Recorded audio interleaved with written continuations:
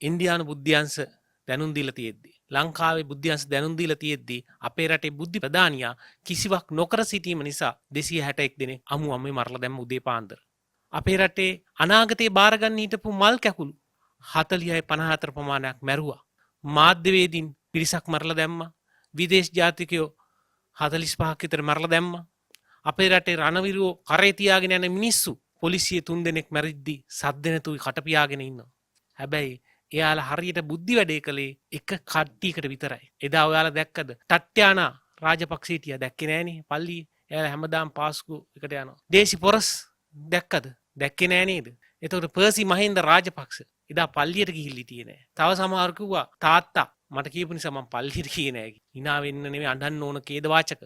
දේශපාලන නර්මයෝ ටිකක් බලය වෙනුවෙන් කරපු දේශපාලන තුප්පයි වැඩකට හමුදා බුද්ධි ප්‍රධානයා වැඩේ සංවිධානය කළා ඇස්කම් පියාගෙන හිටියා. අද ඒ වෙනුවෙන් කොළඹ මහාධිකරණය ඔහුට විරුද්ධව තුන්වෙනි විත්තිකරු විදියට අධිකරණ නඩුවක් යනවා. තුන්වෙනි විත්තිකරුව වගකීම සම්බන්ධ නොසලකා හැරීම සම්බන්ධ. එයා කරේ රාජපක්ෂලා එතෙන්ට නොයන්න ඔත්තු දීපු එක. වැඩේ වෙනකම් බලන් හිටපු එකයි. ජාතිවාදී අවුස්සෙන්න බොදුබල සේනායකටයි, තහුත් ජමාත් සංවිධානයටයි මේවා උත්සන්න වෙන්න මුදල් පොම්ප කරපු එක. මේ ම්නේච්ච ත්‍ස්තවාදී වැඩෙන් බේරගන්න, ඔහු බේරගන්න ඊට වඩා ගෝත්‍රික දේශපාලනයෝ ටිකක් 4-5 දෙනෙක් එකතු වෙලා ටාලයක් ගහගෙන ඉන්නවා රුවේ දුම්රිය ස්ථාන. හැබැයි අපිට එක දෙයක් කියන්න තියෙනවා. කිසිවෙකුට බෑ නීතියට යන්න. මේ විපක්ෂයේ දේශපාලන ත්‍රාඩයෝ Tamanට ඕන කෙනෙක් සූදන කරනවා. Tamanට ඕන කෙනෙක් එකපාරටම රණවිරුවෙක් කරනවා. එහෙම සමාජයක් අපට අවශ්‍ය නැහැ. මොකද මේ ආණ්ඩුවට ජනවරමකින් පාස්කු ප්‍රහාරය සම්බන්ධ වගකීම හොයන්න කියලා යුක්තිය පසිඳන්න කියලා ජනවරමින් ජන මැන්ඩේට් එකකින් දුන්නේ. ඒ නිසා මේක කාටවත් නොසලකා හැරලා දේශපාලන තීන්දුව ගන්න පුළුවන් එකක් නෙමෙයි. නීතිය නොසලකා හැරලා වැඩ කරන්න පුළුවන් එකක් නෙමෙයි. ඒ වෙනුවෙන් පෙනී ඉන්න ඕන. ඒ වෙනුවෙන් ක්‍රියාත්මක වෙන්න ඕන.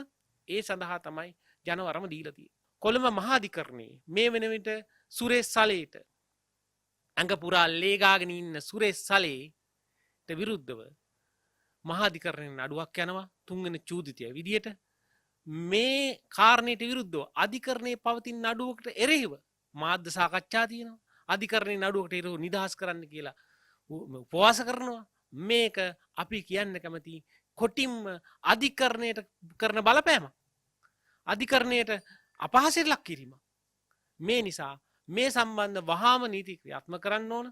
මේ සම්බන්ධයෙන් යුක්තිය පසිනලා ආයතන මැදිහත් වෙලා රටේ නීතිය උත්තරීතර තැනක තියලා මේ ප්‍රශ්නේ උත්තර හොයන්න ඕන. මොකද අර මැරුණු කිසි කෙනෙක් අදටත් ආබාධිත කිසි කෙනෙක් ඔය වැඩේ කරපු කාටවත් ඇසිපිල්ලමකත් වැඩි කරපු මිනිස්සු නෙමෙයි. මැරුණේ ඇයි කියලා දන්නේ නැතුව මැරිච්ච මිනිස්සු.